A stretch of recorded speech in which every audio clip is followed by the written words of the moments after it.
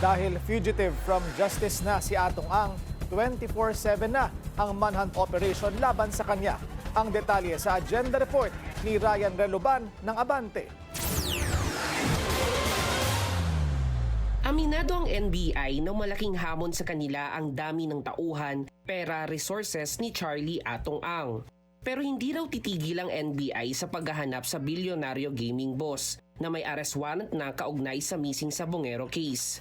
We have no information to the effect na wala na siya rito. Precisely, meron tayong manhunt operations ongoing 24/7.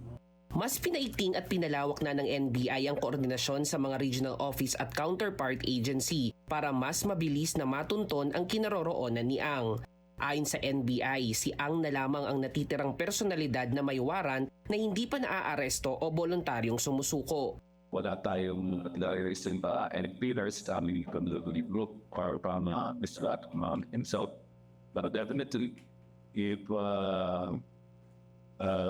it would be much appreciated kung advice na rin siguro sa surrender na lang siya para na rin gulong na mas mabilis ang sasabihin.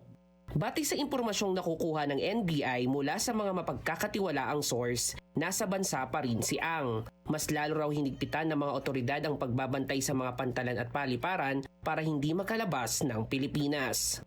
Para sa agenda, Ryan Reloban, Abante. Manatiling nakatutok sa Bilyonaryo News Channel, sumubaybay sa aming social media accounts at mag-subscribe sa aming YouTube channel para sa mga eksklusibong balita at storya.